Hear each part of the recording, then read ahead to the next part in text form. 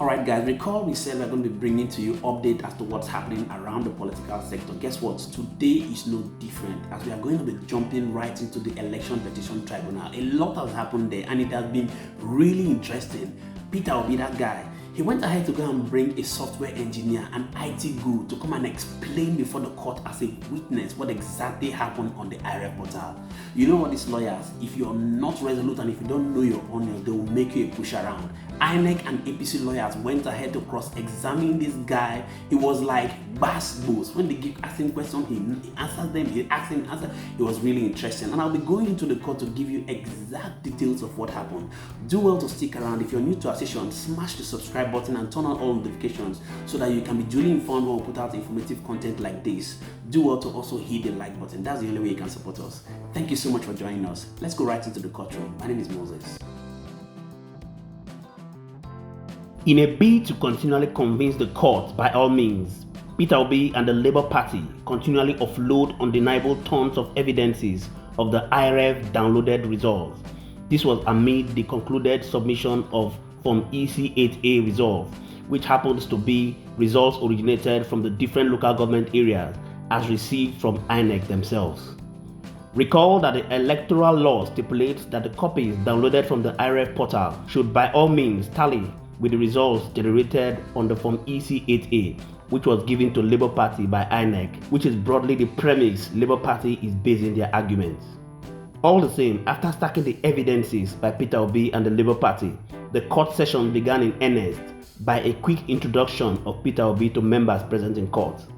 Also in attendance was INEC Legal Counsel, APC's Legal Counsel, and Tinubu Shetima's Legal Counsels, which was swiftly followed by INEC's Legal Counsel, who called on the witness to introduce himself to the court as Chinwo Anthony, a software engineer to be precise. He went ahead to respond to the judge's questions, who seek to inquire if he was an expert witness and if he was in copy of the petition submitted to the tribunal.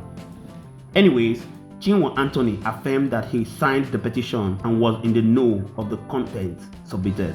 At this point, the INEC's counsel began his cross-examination process of Mr. Anthony by exchanging pleasantries. INEC's counsel proceeded by asking him if he had played any role in the 25th of February presidential election, and he responded by saying no. INEC's counsel proceeds to ask him, to the hearing of everyone present, have you ever developed a software used for the conducting and collation of an election before? Yes, Mr. Anthony replies. Have you ever developed a software for the conducting of an election in Nigeria before? No, he responds. Moving forward, INEC's legal counsel asks him, are you familiar with the AWS as a provider of cloud computer services which is globally accepted? Yes, Mr. Anthony responds. Do you realize INEC deployed its collation application on Amazon? Does that show they were cautious about the security of the details? Mr. Anthony responds by saying, deploying it is one thing, but putting it to use is another. At this point, INEC's counsel interrupts him. Are you a staff of Amazon to speak this confident? No, I am not. And the INEC's lawyer concludes his cross-examination. Thank you, my lord. Now, APC's lawyer takes the floor to continue the lashing and cross-examination of the witness. Why did you not include your place of work and experience in your written petition? Mr. Anthony responds, it is intentional. APC's lawyer proceeds by asking him, what software do you refer to in your evidence? Mr. Anthony responds by saying, I use public API. And at this point, APC counsel asks him, where did you extract all this information in your evidence? Do you have them here? Mr. Anthony responds by saying, it's on my laptop. APC lawyer then says, what about those who do not have a laptop? And Mr. Anthony responds by saying, it's on your phones. Wow, what a response coming from this IT guru. Guess what? The tribunal judge interjected by saying, not all phones, so.